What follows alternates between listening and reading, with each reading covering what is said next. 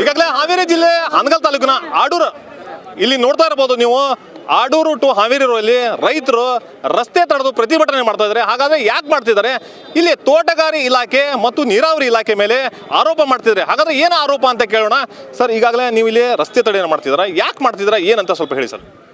ನಮಗೆ ಹೊಳೆ ಬಂದು ಸುಮಾರು 1 ತಿಂಗಳಾದರೂ ನಮ್ಮಲ್ಲಿ ಪಕ್ಕದಲ್ಲೇ ಏತ ನೀರಾವರಿ ಯೋಜನೆ ಇದ್ದರೂ ಕೇವಲ 1 ಕಿಲೋಮೀಟರ್ನೊಳಗೆ ನಾವು ನೀರಾವರಿ ಯೋಜನೆ ಒಳಗೆ ಇದ್ದಾವೆ.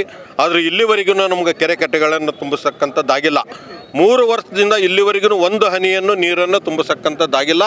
ಅದರ ಸಂಬಂಧ ನಮ್ಮ ಎಲ್ಲ ರೈತರು ಇವತ್ತು ನಾವು ಪಕ್ಕದೊಳಗೆ ಇರ್ತಕ್ಕಂಥ ಹೊಳೆಯ ನೀರನ್ನು ನಾವು ಯೋಜನೆಯನ್ನು ಮಾಡಿ ಸನ್ಮಾನ್ಯ ಶಿವಮೊದಾಸಿಯವರು ರೈತರಿಗೆ ಅನುಕೂಲ ಮಾಡಿಕೊಟ್ಟಿರ್ತಕ್ಕಂಥದ್ದನ್ನು ಅದನ್ನು ಅಧಿಕಾರಿಗಳು ಸರಿಯಾಗಿ ಮುಟ್ಟಿಸದೇ ಇರೋದರಿಂದ ನಾವು ಇವತ್ತು ಪ್ರತಿಭಟನೆಯನ್ನು ಮಾಡ್ತಾ ಇದ್ದೇವೆ.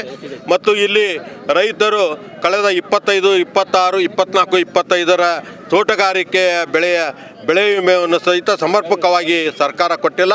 ಸರ್ಕಾರ ಇದಕ್ಕೆ ಎಚ್ಚೆತ್ತುಕೊಳ್ಬೇಕು. ಅದು ಅಲ್ಲದೆ ಈ ಮೇನ್ ರೋಡ್ ಹೆದ್ದಾರಿಯು ಸಹಿತ ಸಾಕಷ್ಟು ಕಡೆ ತೆಗ್ಗು ಬಿದ್ದು ಸಾಕಷ್ಟು ಅನಾಹುತಗಳಾಗಿದ್ದಾವೆ. ಅದಕ್ಕೂ ಇನ್ನೂ ಸರಿಯಾಗಿ ಯಾವುದೇ ಕ್ರಮವನ್ನು ಸ್ಪಂದನೆ ಮಾಡದೇ ಇರೋದರಿಂದ ಇವತ್ತು ಇಡೀ ರೈತಾಪಿ ಜನ ರೊಚ್ಚಿಗೆದ್ದು ಈ ಸ್ಟ್ರೈಕನ್ನು ಮಾಡ್ತಾ ಇದ್ದಾರೆ.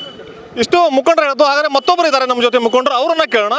ಸರ್, ಏನು ಸರ್ ಇದು ಕೃಷಿ ಇಲ್ಲ ಇವರು ತೋಟಗಾರಿಕೆ ಇಲಾಖೆ ಮತ್ತು ನೀರಾವರಿ ಇಲಾಖೆ ಮೇಲೆ ಒಂದು ಆರೋಪ ಮಾಡ್ತಿದ್ದಾರೆ. ಏನು ಆರೋಪ ಸರ್ ಅದು? ಸರ್, ಈಗ ನಮ್ಮ JDS ಪಕ್ಷದ ವತಿಯಿಂದ ತುಂಬ ಇಲಾಖೆಗಳಿಗೆ ನಾವು ಮನವಿ ಕೊಟ್ಟಿರ್ತಕ್ಕಂಥದ್ದಿದೆ ಸರ್.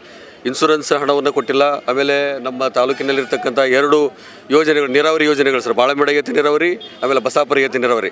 ಬಸಾಪುರ ಏತ ನೀರಾವರಿಯನ್ನಂತೂ ಕಳ್ಳತನ ಮಾಡ್ಕೊಂಡು ಹೋಗ್ಬಿಟ್ರೆ ಸರ್. ಬಾಳಂಬೇಡ ಏತ ನೀರಾವರಿ 3 ವರ್ಷ ಸ್ಟಾರ್ಟ್ ಆದರೂ ಕೂಡ ಆಡೂರು 1.5 ಕಿಲೋಮೀಟರ್ ಐತಿ, ಒಂದು ಹನಿ ನೀರು ಬಿಟ್ಟಲ್ಲ.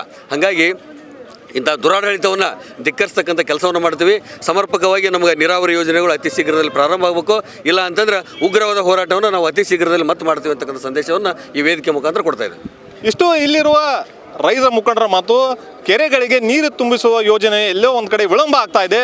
ಮುಂದಿನ ದಿನಗಳಲ್ಲಿ ಇದನ್ನು ಸರಿಪಡಿಸಿ ಹೋದರೆ ಉಗ್ರವಾದ ಹೋರಾಟ ಇನ್ನೂ ಮಾಡ್ತೇವೆ ಅಂತ ಹೇಳ್ತಾರೆ. ಇರ್ಫಾನ್, ಕರ್ನಾಟಕ ಟಿವಿ, ಹಾವೇರಿ.